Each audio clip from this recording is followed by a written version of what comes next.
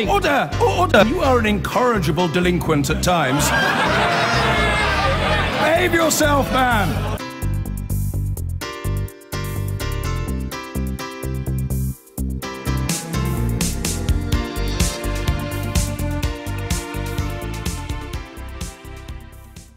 Brexit Secretary David Davis says the UK will not pay €100 billion to the EU as part of a so-called Brexit divorce bill.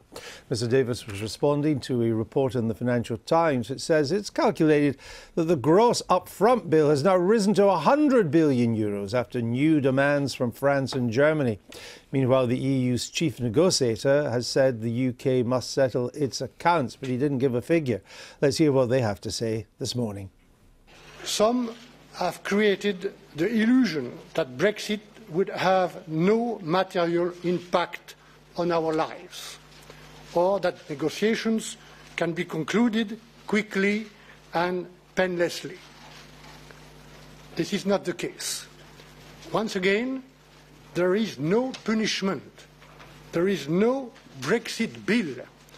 The financial settlement is only about settling the accounts. We will meet our international obligations. We haven't even started negotiation yet. We'll engage on that in the negotiating chamber. But this 50, 60, 100 billion numbers plucked out of the air are not ones we're going to be working with. This is a negotiation of equals. We're not going there as supplicants. It's not for them to say it's going to be done this way, going to be done that way. They have to obey the law, Article 50. Article 50 says these things should be considered together. That's what we're going to do. So, joining me now, Charles Grant from the Centre for European Reform. It's a broadly pro-European think tank based in London, though it's not uncritical of the EU. What is the Commission up to, floating figures of 100 billion? It was 50, 60, now 100 billion. By this rate, by the end of the month, it could be $1 trillion. Well, I'm not sure what they're up to. What they're up to, I think, is trying to shock the British out of what they see as their complacency, because there's some concern, not just in the Commission, but in France and Germany, who are pushing the Commission to take a tough line, that the British are a bit out of touch with reality. The reality is, if there's going to be a deal, Britain will pay a Brexit bill of some sort, and it'll have to agree to pay some of the figures, to pay something fairly soon before the EU moves on to talk about trade talks. That's the reality. And when they talk to people in London, they have the idea that the British don't get it. But isn't it Brussels that's a bit out of touch if they think any British government would ever agree to anything approaching 100 billion?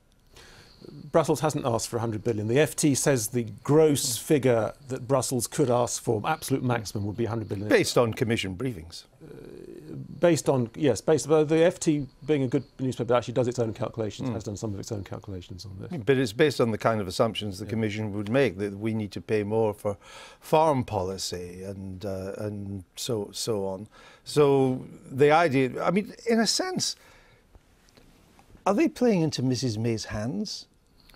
Because this is only going to strengthen her, is it not? The one person they will trust not to come anywhere near a figure like this is her. I mean, do they realise what they're doing in Brussels? Are they not the deluded ones? Well, the way they see it is Britain's in a weak position. If there's no deal at all, which is quite possible, and it all could fall apart on money, if there's no deal at all, we leave the EU without an Article 50 settlement.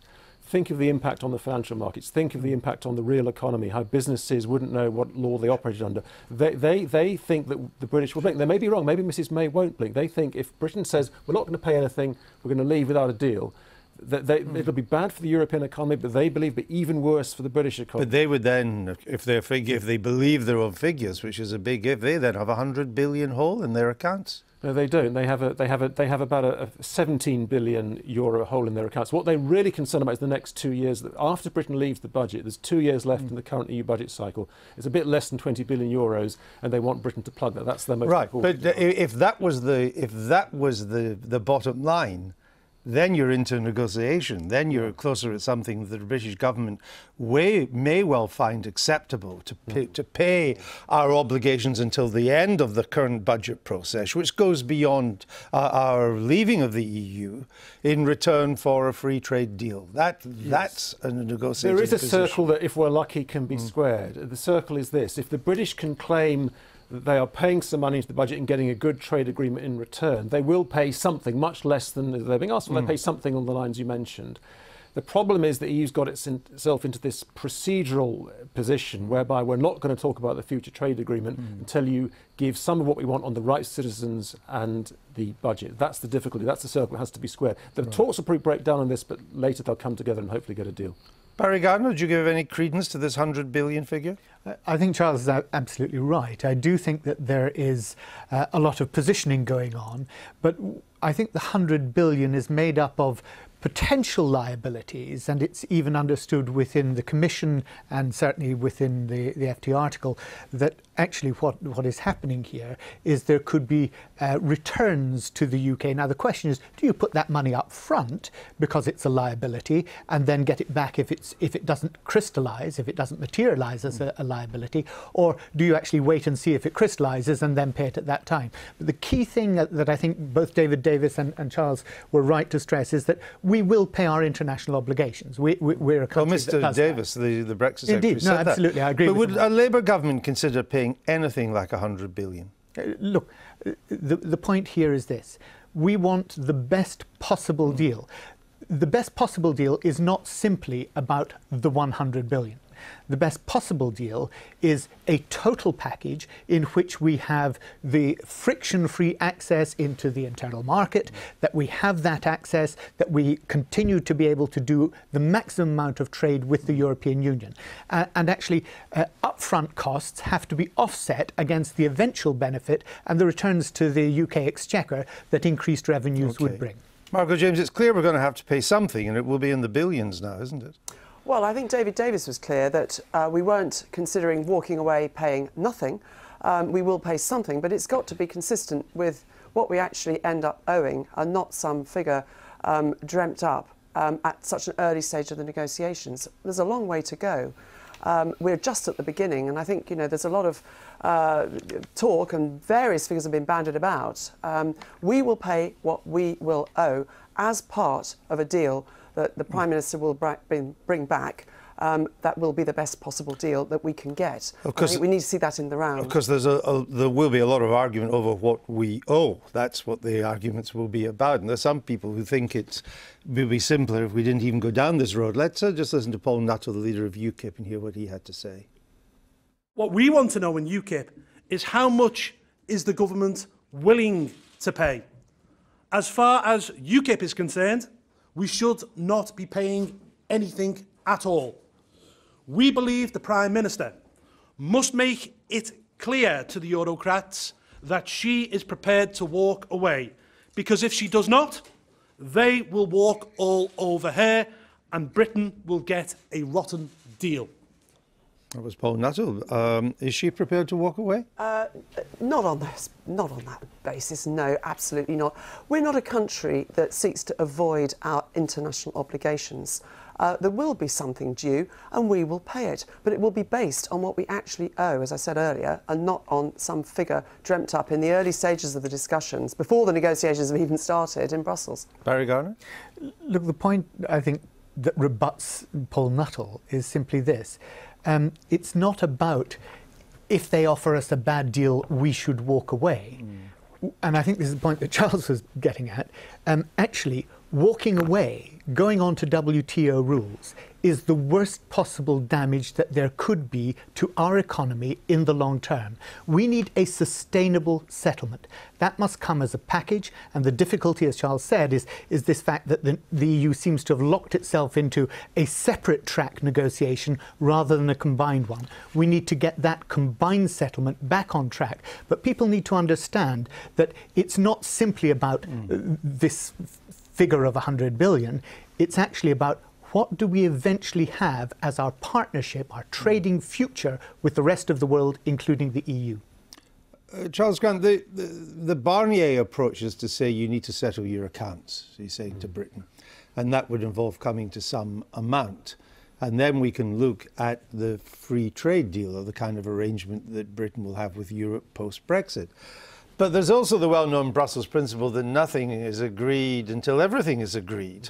So although he wants to do them as almost two separate negotiations, the fact is we could agree a sum of money with Mr. Barnier, but then not be happy with the deal that's on offer on trade post-Brexit and say, well, then that bit that we agreed to is off the table. I mean, that's the Brussels approach, isn't it? Well, I think the way around that is clear, and it's what Barnier himself told me he wanted. This is that the British have to accept the principle of paying into the budget this autumn, accept some of the methodology, the way of calculating the exact figure, then not get to the exact figure, leave that on one side, move on with the trade talks. If the trade talks go well, then come back to the details of the exact figure of the budget talks, and as part of a final package, it'll all be agreed together. You're right, nothing's agreed to everything. And when you put it like that, you can see the beginnings of the British government could agree to that. I think that yes, on the sort of procedure and the timing, what the British government wants is not completely compatible with what the EU wants. If with goodwill on all sides, they can come together. The trouble is this brinkmanship now, and you're right what you said at the beginning, Andrew. This 100 billion figure plucked from thin air doesn't help. It'll reinforce those like Nuttall who want no deal at all and strengthen their hand. And it's very foolish of the Commission to do that. I can tell you the Council is not happy about this. I was in the Council and the Commission yesterday. Council doesn't like this brinkmanship from the Commission, but there's some brinkmanship on the British side too.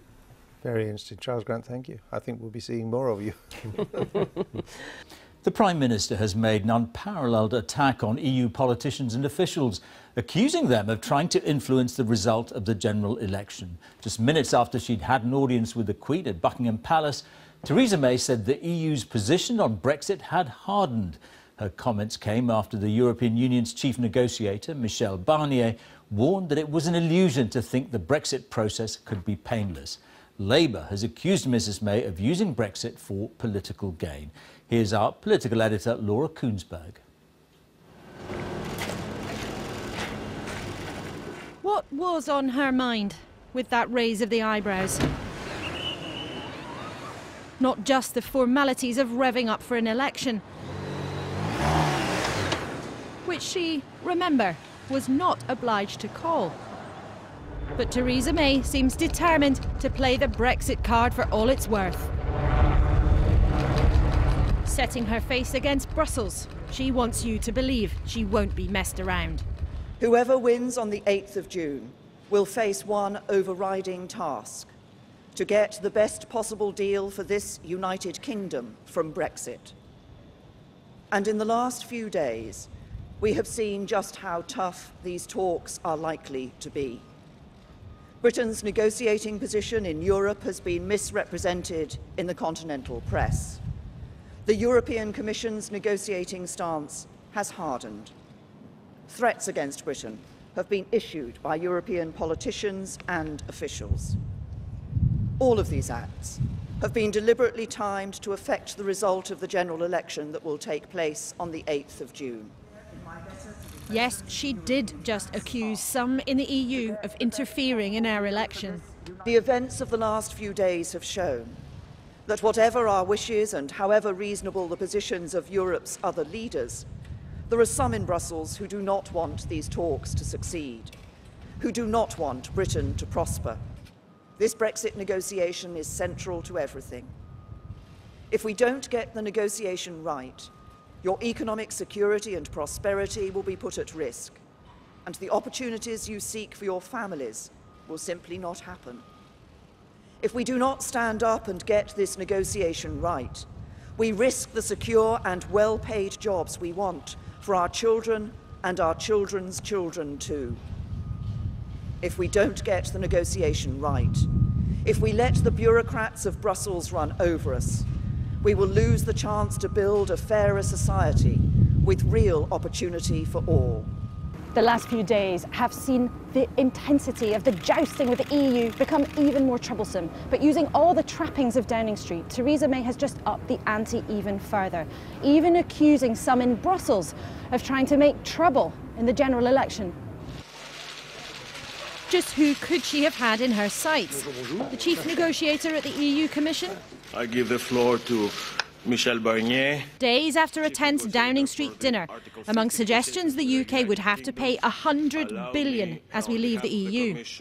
Some have created the illusion that Brexit would have no material impact on our lives, or that negotiations can be concluded quickly and painlessly. This is not the case. More cryptically, less diplomatically, he said, On apprend à mettre un pied devant l'autre. Just like when hill walking, you have to learn the rules, or accidents happen. It's a large bill. You get that money down. The government didn't start the day with a subtle message.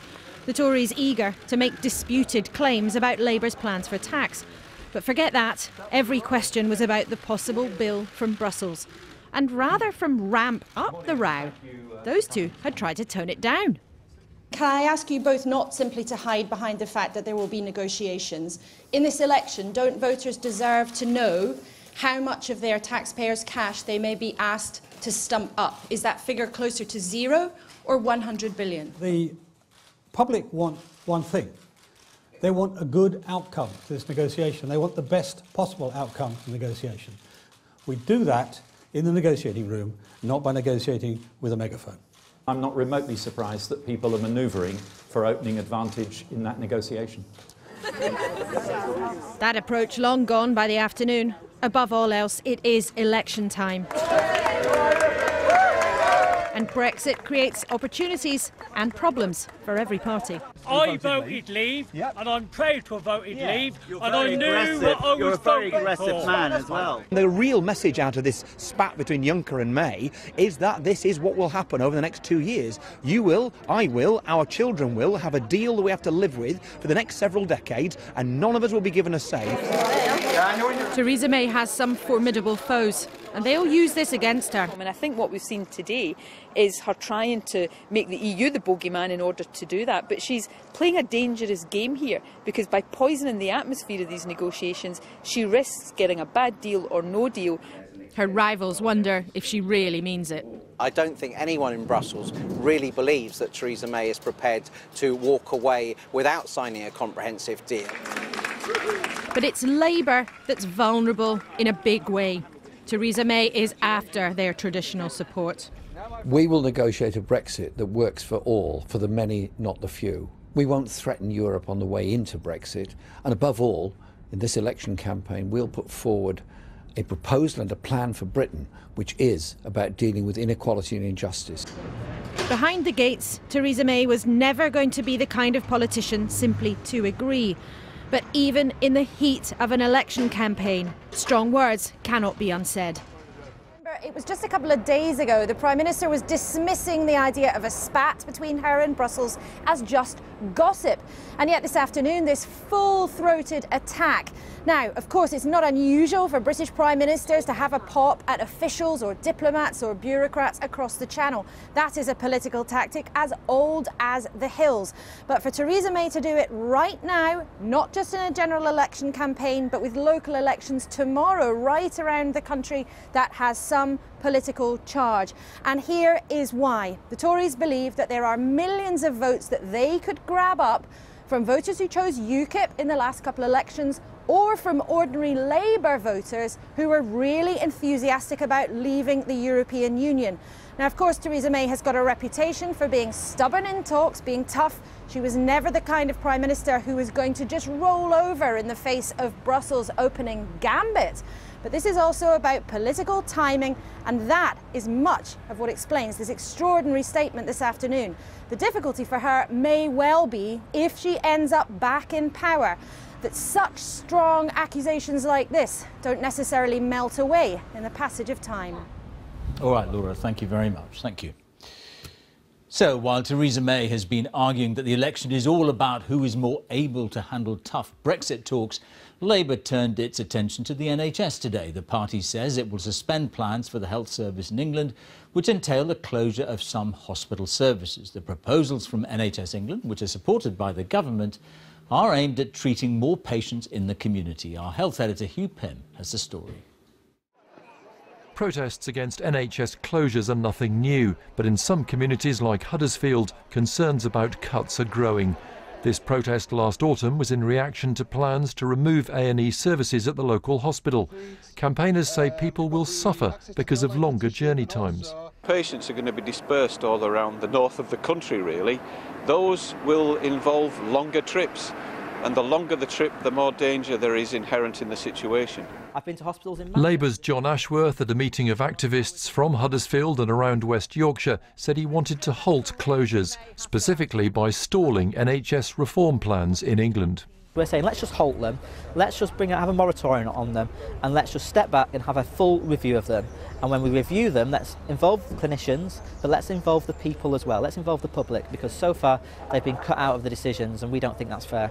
The NHS reform documents are known as Sustainability and Transformation Plans and have been published in 44 areas across England. Some involve hospital bed cuts and service reductions, with funds reinvested in community care. The South West London plan involves the possible reduction of 5 hospital sites to 4. Local campaigners say this one, St Helier, faces closure. But the plan's authors say that resources will be shifted into local area teams involving GPs, social care staff and nurses, providing care closer to people's homes. For the Conservatives, Jeremy Hunt said in a written statement that Labour's plan was nonsensical, as the party had previously backed the reforms. They were, he said, supported by top doctors and nurses in the NHS and would improve patient care. The Liberal Democrats said the real issue was lack of investment in the NHS. Fundamentally, if there's not enough money in the system, however you rejig those services, you're never going to be able to provide the quality of care that is needed. And that's why, as a party, the Liberal Democrats, we are calling for significant investment to be made in the NHS. NHS leaders say in response to rising patient demand and stretched resources, the plans are all about treating more people away from hospitals. Whoever's in government can expect more intense political debate over the process. Hugh Pym, BBC News. Theresa May launched an extraordinary attack on Brussels today, accusing politicians and officials of making threats and deliberately trying to affect the outcome of the general election. Speaking in Downing Street after visiting the Queen, Mrs May said the last few days have shown that some in the EU do not want Britain to succeed in Brexit talks. She said that's why the country needs her strong and stable leadership. Our political correspondent Libby Vina on the battle over Brexit. More of a courtesy call than a constitutional necessity. Theresa May headed to Buckingham Palace this afternoon to inform the Queen Parliament had been dissolved. And so the election was officially on. But returning to Downing Street, it soon became clear that something else was afoot. She spent little time attacking Labour, instead turning her guns on Brussels, claiming officials there were trying to skew the election. The European Commission's negotiating stance has hardened. Threats against Britain have been issued by European politicians and officials. All of these acts have been deliberately timed to affect the result of the general election that will take place on the 8th of June.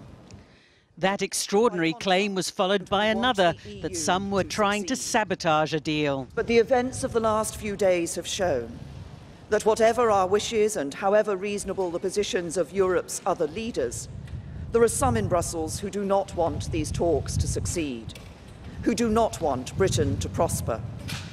If Brussels and perhaps the voters hadn't got the message yet, there was more.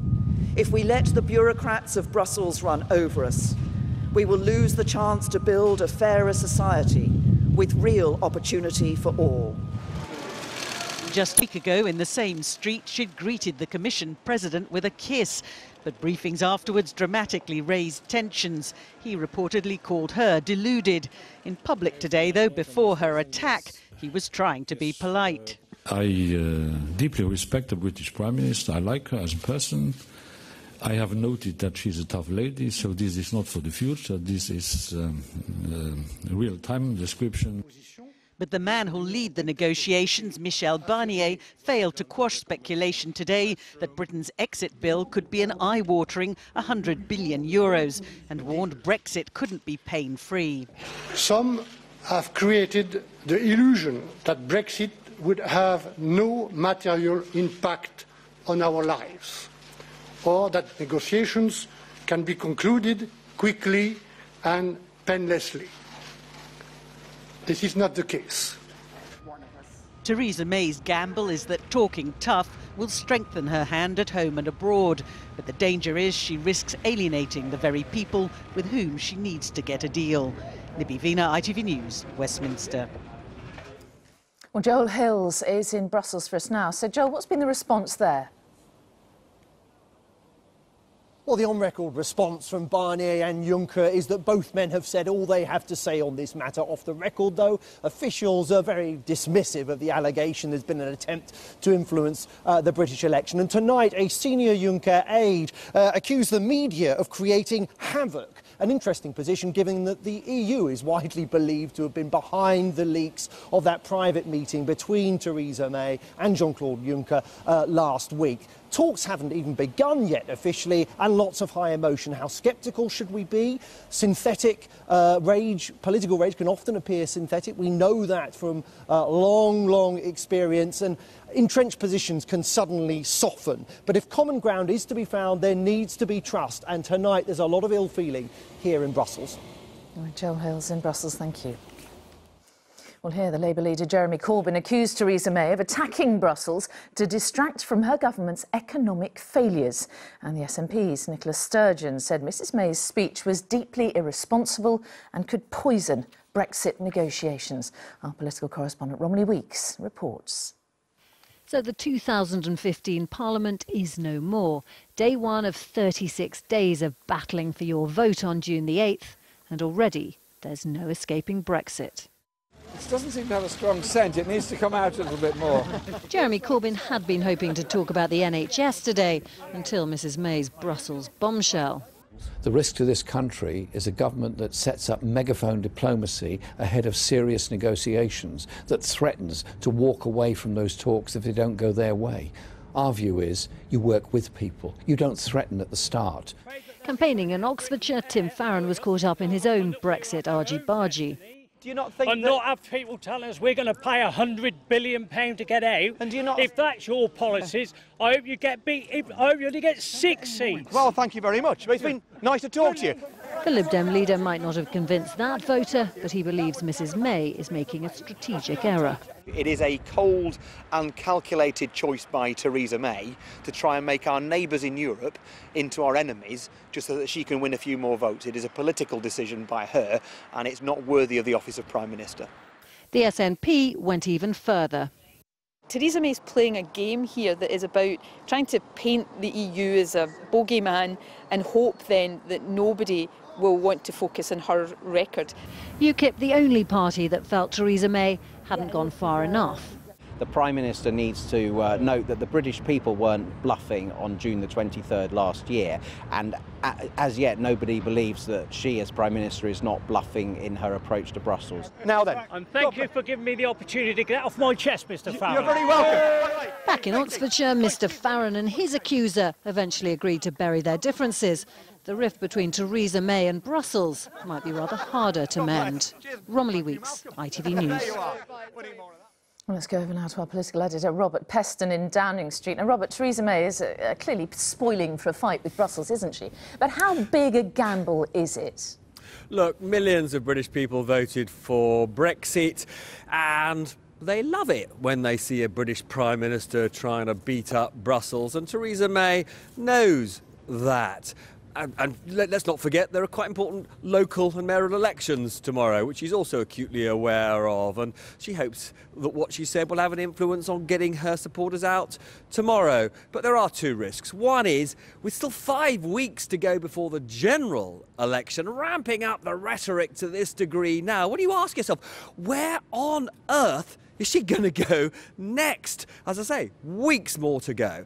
Secondly, if this is seen as an attack on Juncker and perhaps his most senior official, Martin Selmayr, a clever German lawyer, and restricted to an attack on them, then the rest of the EU may allow that this is almost legitimate. But if it is seen as an attack on the wider EU and they close ranks and gang up against us, well, then the risk of us tumbling out of the EU without a deal increases, and even she accepts that would be very painful indeed.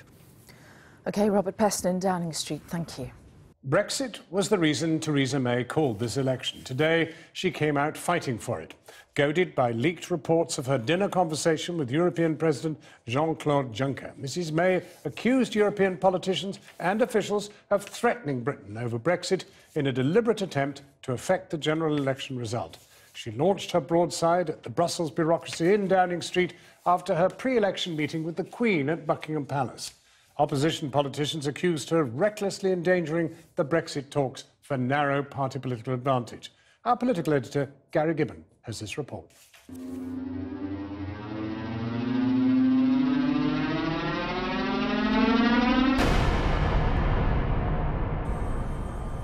Theresa May used a courtesy visit to the Queen as the backdrop for an angry attack on the EU. The visit was to mark the end of this Parliament, but Mrs May's mind is very much on the election campaign for the next one. Theresa May's team said she'd been provoked by attacks from Brussels, the leaking of a Downing Street dinner conversation from last week, and today sharp words from one who was at that dinner, the EU's chief negotiator, Michel Barnier, warning of pain ahead for Britain. Some have created the illusion that Brexit would have no material impact on our lives, or that negotiations can be concluded quickly and painlessly. This is not the case. That came on top of headlines this morning reporting that Brussels was looking at slapping a €100 billion bill on Britain for Brexit. Back in Downing Street, the Prime Minister deployed language normally reserved for declarations of war rather than peacetime negotiations. In the last few days, we have seen just how tough these talks are likely to be. Britain's negotiating position in Europe has been misrepresented in the continental press. The European Commission's negotiating stance has hardened. Threats against Britain have been issued by European politicians and officials. All of these acts have been deliberately timed to affect the result of the general election that will take place on the 8th of June. Dirty tricks to sabotage a general election, an accusation not normally levelled at allies, made against the European Union. The events of the last few days have shown that whatever our wishes and however reasonable the positions of Europe's other leaders, there are some in Brussels who do not want these talks to succeed, who do not want Britain to prosper. So now more than ever we need to be led by a Prime Minister and a government that is strong and stable. And then this stark warning to voters about what all this could mean for them. If we don't get the negotiation right, if we let the bureaucrats of Brussels run over us, we will lose the chance to build a fairer society with real opportunity for all. The choice the country faces now is very simple, because there are only two people who can possibly be Prime Minister after the 8th of June to negotiate Brexit. It is a choice between me and Jeremy Corbyn. Jeremy Corbyn said that was an irresponsible attempt to stay in power. The risk to this country is a government that sets up megaphone diplomacy ahead of serious negotiations, that threatens to walk away from those talks if they don't go their way. Our view is you work with people. You don't threaten at the start. For the Prime Minister, for what appears to be narrow party reasons to poison the atmosphere of these talks, I think is reckless and irresponsible. And I think she's doing it for blatantly partisan reasons. On the campaign trail, the Lib Dem leader encountered a Brexit supporter. With Labour and the Conservatives voting for a... You come out with this all the time, Mr Farron. Come on. And you are an absolute disgrace. How am I a disgrace, matey? Because you keep on about those that voted Leave are racist. Who said that? You keep on about they didn't know what they were voting about. Who said that? But we do vote. They shook hands in the end. Tim Farron's not sure Britain and the EU will keep on doing that. It is a cold and calculated choice by Theresa May to try and make our neighbours in Europe into our enemies just so that she can win a few more votes. It is a political decision by her and it's not worthy of the office of Prime Minister. The day had started with the Brexit Secretary David Davis in front of the traditional Tory attack line. He said he'd be the man across the table from Michel Barnier in Brexit talks. Both men were asked if the EU negotiating stance had hardened up in the last few days. And is the EU position on EU citizens' rights toughening up? Qui voulons-nous protéger? Who do we want to protect? Not just those who live and work today in the United Kingdom, but also those people who have resided or worked there in the past, and those who will reside there or work there before the date that the UK exits. Had the EU ratcheted up the bill for Brexit to €100 billion? We'll engage on that in the negotiating chamber, but this 50, 60, 100 billion numbers plucked out of the air are not ones we're going to be working with. Every single one of us. She thinks the EU is raising the price of Brexit unacceptably, but there's a risk Theresa May is starting down a route with this rhetoric that could doom talks with Brussels, even if it does keep her at this address. Well, I think what a lot of people might be wondering is there evidence for this extraordinary allegation that the EU is trying to interfere in the British general election? When you ask people around Theresa May about that, you don't get an answer. It is a phenomenal moment, this accusation. I think you have to go back to, I can't think of anything since 1924 when Britain has claimed that a foreign power is interfering in a general election, and that was a claim that the Soviet Union was trying to get a Bolshevik uprising through the Labour Party in Britain. You have to go back that far. It was, by the way, stirred, that particular episode, by a fake letter. Will this get votes for Theresa May? I think you can bet your bottom dollar it probably will, on balance. It'll lose some, it'll probably gain more than it loses. They are digging deep into the UKIP trough for votes, and there are certain former Labour voters, and maybe some people who haven't voted for a while, who might be attracted by the sort of message that Theresa May was putting out there today. What will it mean for the negotiations with Europe? Well, there are plenty of people who think this kind of brittleness, this jingoism, is very hard to get back from. Theresa May is in danger of putting herself into a position where a deal becomes extremely hard to negotiate. But you can think of other people in Europe who've said pretty dark things about Europe over the years in elections. One that comes to mind is Alexis Tsipras in Greece, claiming that Germany was threatening the voters of Greece. So he came back, hugs and kisses with Jean-Claude Juncker in later years, but he did stay inside the European Union, of course. One other last thought, Theresa May singled out the bureaucrats of Brussels for trying to toughen up the position for Brexit, raising the cost of Brexit for Britain. You have to say, all the soundings you're picking up in Europe at the moment, there might be some Brussels people complicit in that, but there are some national governments who are contributing to the toughening up of the Brexit price at the moment. And that's a different story. Gary Gibbon. Well, now we're joined from Brussels by the Portuguese Socialist MEP Ana Gomes, and joining us now, yes, she's with us right now from Brussels. Ana Gomes, what do you make of this? Well, it's rather difficult to understand.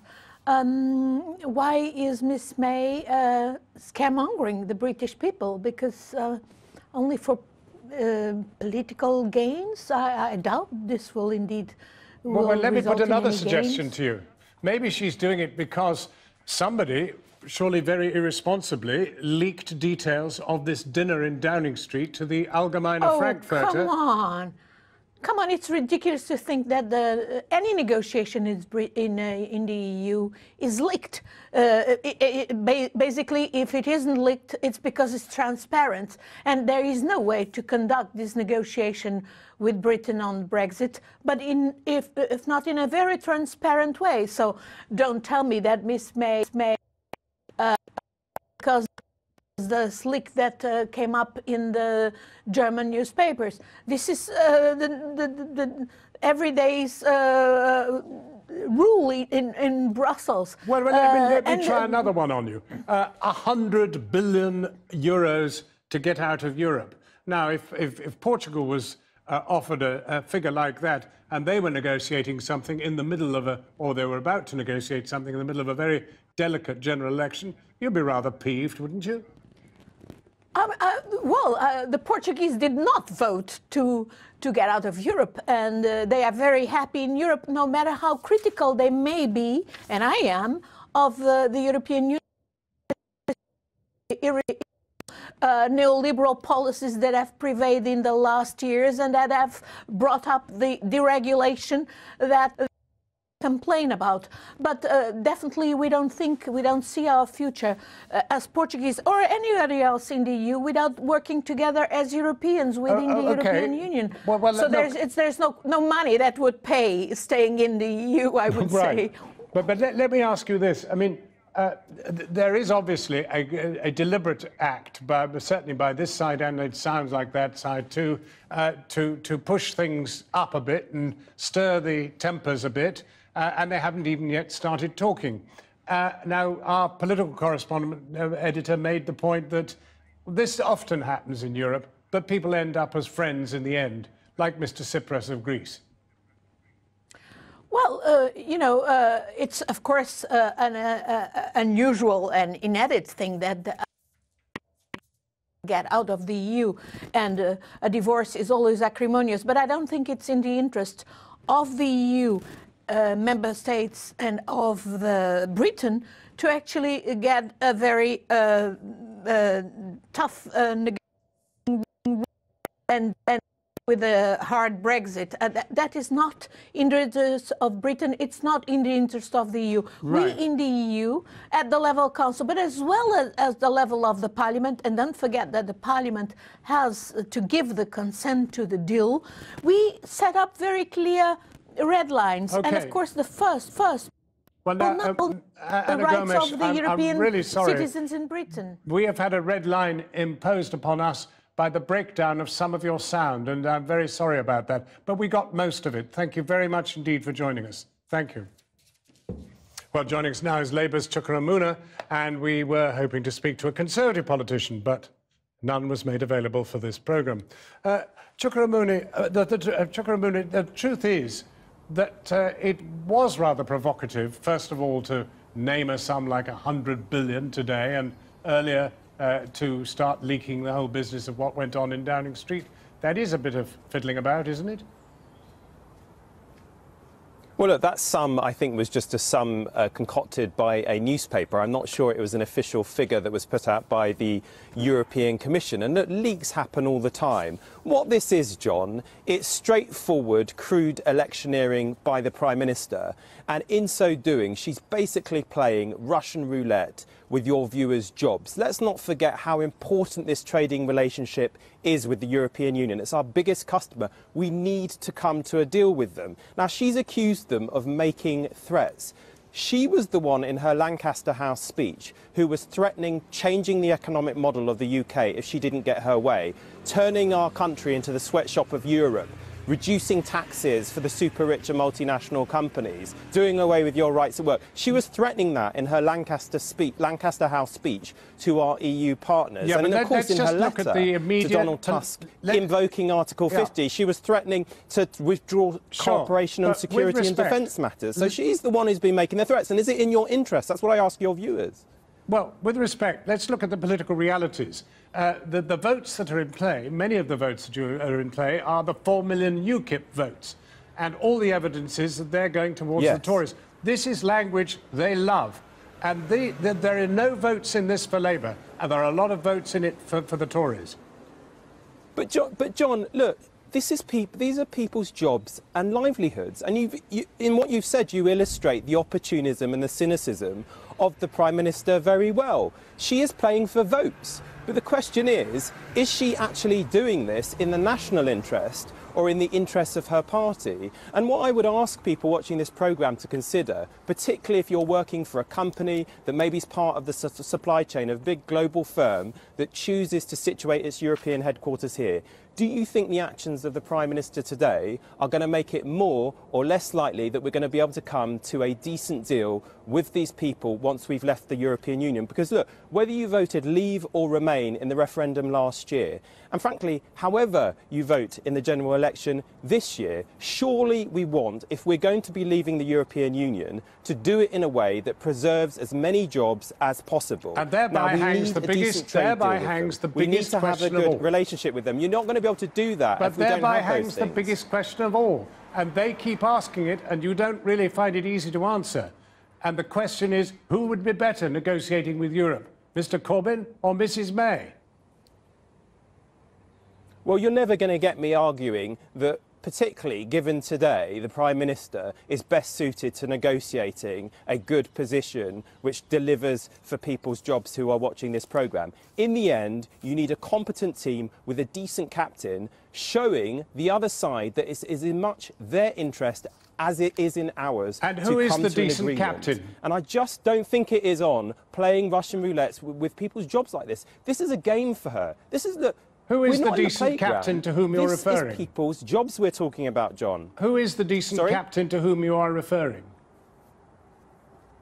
Well, of course, I'm talking about Jeremy Corbyn and the whole of the Labour team. Look, these are people's jobs and livelihoods. You can play politics about this, over things like this during a general election. This general election is going to be been and gone on the 8th of June. But people watching this programme need a job. They need to have their livelihoods protected. And in the end, that's what should be at the forefront of her mind when she's embarking on the biggest negotiation for this country in a generation. And you are urging them. You are urging them. In the national interest. You are urging them to vote for a party which is at 6s and 7s in the House of Commons, in which the vast majority of MPs, probably including you, have no confidence in your leader. I am very clear about what I'm going to be arguing for at this general election that's coming up on the 8th of June. We've got to remain in the single market after we've left the European Union and in the customs union. I'm not necessarily here thinking about the politics. I'm thinking about the jobs of the people in my constituency. We have a lot of EU nationals in my constituency. We have a lot of people employed in jobs that are linked to our membership of the European Union. And your first duty as a Member of Parliament, and it's my name on the ballot paper, it's Theresa May's name on the ballot paper in her constituency, what we should be focused on is what is in the interests of your constituents. That is what you've got to illustrate at this general election. And I'm clear about it. In these negotiations, these Brexit negotiations, you can leave in a job-destroying way or you can do it in a responsible fashion. And what she has done today, John, is irresponsible. It's all about electioneering. It's not about your job. Chukaramuna, thank you very much indeed for joining us. And if you wanted to listen to a Conservative MP on this matter, we did ask for one, but he was taken away and none others were made available. Well, you can argue about who started it, but there has been a decided deterioration in the government's relationship with the EU in the last few days. The Prime Minister thinks there are people in Brussels, not from all the other member states, but Brussels itself, who've been stirring things up and in the process interfering in our election. If that was the case, the effect has probably been to help her. But for the Europeans, the point is simply that they've now agreed their shared negotiating position. That was over the weekend. And if it appears tough, well, that's not their doing, that's Brexit. You might say this is all just the dynamics of nationalism. One side asserts itself, then so does the other. But has it poisoned the atmosphere for the real negotiation about to hit us? We'll hear EU and UK perspectives, but first here's Nick Watt. Don't know why there's no sun up in the sky, stormy weather. The outlook for Theresa May in this election has so far been pretty benign, but an ill wind blew in from the continent today, providing another outing for Harold Macmillan's quip about events, dear boy. The Prime Minister delivered her most hostile attack on the EU after a damaging Brexit leak from Brussels and an FT report that the EU would demand that the UK pays an exit bill of upwards of €100 billion. Threats against Britain have been issued by European politicians and officials. All of these acts have been deliberately timed to affect the result of the general election that will take place on the 8th of June. Theresa May's strongly worded intervention highlights her belief that the harsher the rhetoric from Brussels, the easier her job in asking voters in this election for a mandate to fight Britain's corner. Labour and the Liberal Democrats condemned her language, though there was agreement that this proposed new Brexit bill is far too high. Until now, the EU has suggested that the UK should pay around €60 billion. That is calculated by saying the UK should be responsible for a third of its share of the EU budget up to the end of 2020, that it needs to pay its share of the EU's deficit and pension liabilities, but all of that will be reduced when the UK's shares of EU assets is taken into account. Today's higher figure was calculated after France and Poland took the lead in saying that the UK should pay all of its share of the EU budget until December 2020, and it should not have any share of the EU's assets. This was too high even for one of Britain's most passionate pro-Europeans.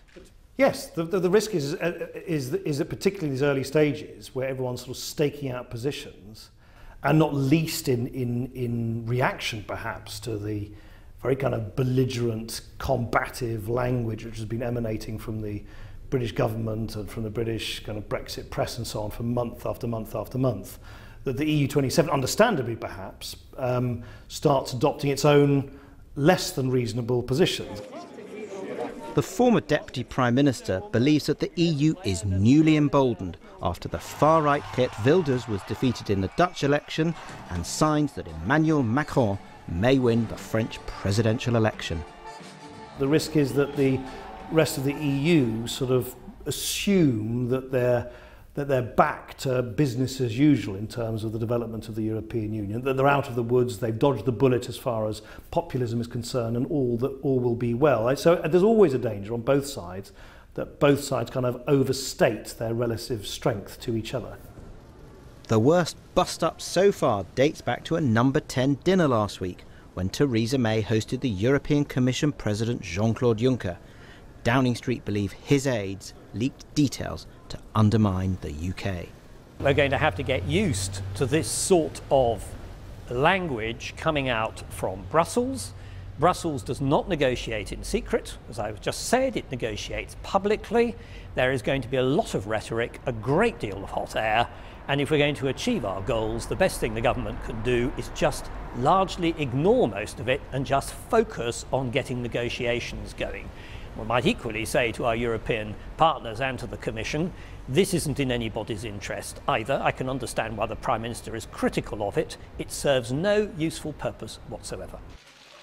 The EU's chief negotiator Michel Barnier also attended the dinner. A leading Brexiteer believes he will eventually preside over a calmer atmosphere. The real deals are always done behind the scenes. We know we have to get the French election out of the way, we know we have to get the German election out of the way. And whether in Germany you've got a Chancellor Schulz or you've got a Chancellor Merkel, I think economic imperative will always prevail. And that will be an important thing, not some kind of after-dinner leaking. Theresa May will be hoping for brighter climbs on the campaign trail after being granted her original election wish, that voters should have Brexit uppermost in their minds. The past week has shown that this most controlling of prime ministers will not be in command of that capricious force, events. Nick Watt there, exactly a week since that dinner. A lot seems to have happened since then. Well, before we came on air, I spoke to the Irish Foreign Minister, Charles Flanagan. He was in Dublin. I asked him whether the leaking of details from a Downing Street dinner between Theresa May, David Davis and Jean-Claude Juncker could be interpreted as an attempt to meddle in the British election campaign. I wouldn't like to see any undue interference in any sovereign election campaign in any part of the European Union. I wasn't at the dinner. Maybe, unfortunately, I wasn't at the dinner, so I can't really comment on what took place or otherwise. But what I will say is that the reports afterwards from both sides seem to suggest that a meeting took place in an atmosphere of certain cordiality. But as soon as the British election is over, and certainly not before then because people will be actively campaigning, but as soon as the election is over, it's expected that negotiations proper will commence along the lines of the parameters set down by the European Union. Yeah. The €100 billion bill for leaving the EU, is that real? Well, you can talk about 100 billion, you can talk about 60 billion, you can talk about 50 billion. I think we need to agree early on the principle of the liabilities. And of course, there is going to be a liability. There have been commitments already entered into by all members of the European Union, all 28 have committed. I think that there was a big issue over the actual price because the Commission had suggested the principles that got you there would add up to about 60 billion. Then the French and Poles came in with an alternative way of measuring it that took it up to 100 billion. Now that may seem like quite a lot of money to people, but it is quite a lot of money. Which is the right way, the Commission way or the French and the Polish way? I accept that the figures that have been mentioned and proposed amount to a lot of money.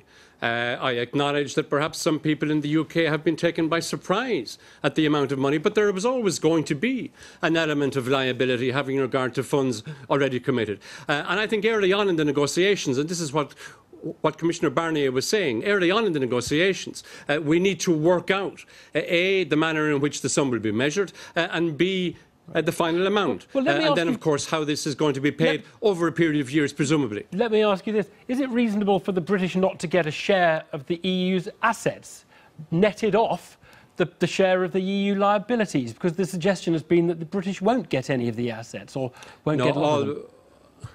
All these are issues that, with respect, will be on the agenda for an early meeting of the negotiating team. Of course there are assets, and of course it's important to acknowledge that the European Union has benefited greatly by the influence and the involvement of the United Kingdom over the past 44 years. Sorry, I'm not talking about all of that. That be recognised. I'm talking about the monetary assets. If we have a share of the liabilities, shouldn't the share of the assets be netted off? Of course, and I'm satisfied that will be factored in and acknowledged. Okay, but I'd say one thing. Let's just go on to another one. So I want to quick fire through these. ECJ, the European Court jurisdiction over EU citizens in the UK. So the British are saying we're happy to keep the EU citizens here. That's not a problem. Then being told, well, actually, the European Court must have jurisdiction over the rights of those citizens and the implementation of those rights. Is that reasonable? Well, there will be a transition period. Obviously, this is a very complex legal and political issue that's going to take quite some time to unravel. Firstly, there is the divorce. I'm a solicitor myself. I know there's no such thing as an easy divorce. And then once the divorce terms are agreed, we have then to sit down and negotiate the future relationship between the United Kingdom and the European Union. And there has been a lot of rhetoric over the past number of days, but I'll say one thing. I have spoken to each and every one of my 26 EU foreign ministerial colleagues over the past number of months. At no stage have I detected any intent or any disposition or any wish or desire on the part of the European Union to exact retribution or to punish Britain. Merely what we're talking about is how to deal with the issue of the withdrawal of the United Kingdom from the European Union after 44 years in an orderly way. I heard what the British Prime Minister has said, that no deal is better than a bad deal. I'm not sure I agree with that, because no deal will amount to a very, very challenging situation, which, in my opinion, will not only be bad for the UK, but will be bad for Ireland, and will also be bad for the entire European Union. But so I think there is an onus upon the negotiating parties to ensure that we do get a deal, and a deal that will ultimately result in, as close as possible, a relationship between the United Kingdom and the European Union, albeit from outside the single market. Charles Flanagan there, the Irish Foreign Minister. Well, let's discuss all this with Tory MEP and leading Brexiteer Dan Hannan, who's in Brussels. With me here is Radosław Sikorski, the former Polish Foreign Minister. Can I ask you, Mr. Sikorski, first? We know Brexit is causing ruptions. What has got us to this point today in the last, as opposed to where we were 2 weeks ago? What has been the cause? Who's to blame? Well, I think leaks are unhelpful, but equally electioneering atmosphere heightens emotions, and I don't think serious governments respond to newspaper articles. We need serious people to discuss serious issues, because otherwise this could be the beginning of a train wreck. Right, and is Theresa May's government and Boris Johnson and David Davis, is that a serious government, or is that, are you suggesting that they're not? What was leaked, and Theresa May has confirmed it was true. Well, she hasn't really, but in effect. Is nothing, we learned nothing else than we've heard from British politicians on the record. I think what the EU delegation was shocked by was when they realized that this wasn't just propaganda, that they really believed in their own propaganda.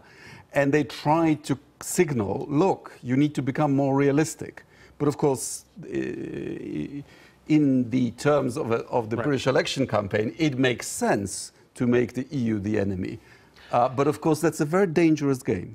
Right. Daniel Hannan, it is a dangerous game, isn't it? Because if Theresa May wins the election, she's going to be dealing with these people and actually having to negotiate with them. And I still expect that to be a cordial and mutually beneficial negotiation. I mean, I've learned, Evan, in the years that I've been doing this, and I'm sure you have in the years you've been doing that it's actually what people say on the record that really matters. Leaks you can't be held to, but you really have to think about what you're saying on paper. And if you look at the EU's formal position, the guidelines that were agreed in that famously short meeting, they're really not so far off what the British government is pushing for. We agree that there should be a free trade agreement. We agree on military and security cooperation. We agree on not wanting a hard border in Ireland. We agree on reciprocity for the rights of citizens who have already settled in each other's jurisdictions. So there's no reason for this to be a process that spins out of control. Right. But it was unfortunate to have had this leak and then at the same time this story about the money, which can have only had the effect it had. But do you think Theresa May was right to ramp it up again by saying they're interfering in our election? It was sort of reminiscent of claims about Putin and Trump and all those kinds of things. Well, I mean, this was not a situation of her making. I mean, look at it from her point of view. She has this supposedly private dinner. She then finds herself being traduced in the most outrageous way in a foreign newspaper. Then at the same time, we get this 100 billion. I mean, you know, there's a suspiciously round figure. You might almost say, Evan, cynically, that it's been plucked out of the air for theatrical effect, 100 billion. You know, it would be bizarre for her not to say, look, this reminds us of the magnitude of the choice in front of the country next month. Do you want me in our corner? Or would you rather have Jeremy Corbyn and his allies batting for Britain in these talks? Radek Sikorski, do you think the EU has been blameless on this? I mean, you've accepted that the leak is not good, and that, in a sense, provoked the latest scuffles.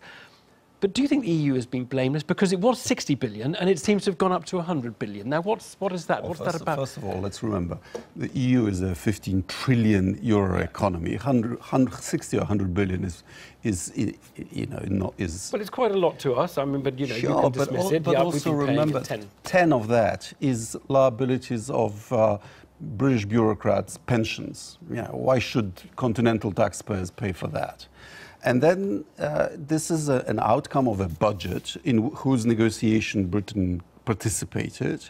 And by the way, I think the figure could be cut significantly if Britain gets an extension on the negotiating period, because then some of the liabilities will be covered from that year. So I think there are ways of handling it, but there needs to be a little bit of trust and goodwill on both sides, well, because otherwise we will have a really mean train wreck. Everybody agrees there needs to be goodwill. Daniel Hannan, if the bill is 60 billion, 100 billion, whatever it is, do you think it is worth Britain paying that bill to get a deal? Or would you say, no deal is better than a deal that involves tens of billions? Well, of course, it's a statement of the obvious that no deal is better than a bad deal, right? I mean, if you would say the bill is a trillion, then I think everyone would accept that was, well, everyone except maybe Nick Clegg, he'd still be saying, well, I don't know. But no, Nick the Clegg rest of us would all unreasonable. But, all right, OK, well, even Nick Clegg there.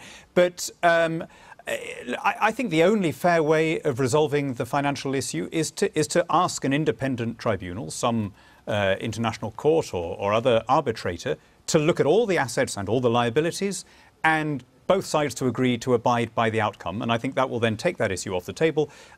I think our legal obligation is probably a lot smaller than that, but I think we should be prepared to act in a spirit of goodwill and cordiality. These are important friends and allies of ours. Right, and I'll take from that paying quite a bit of money is part of that. Yeah, but not 100 billion. Thank you both very much indeed. I've been getting away with it all.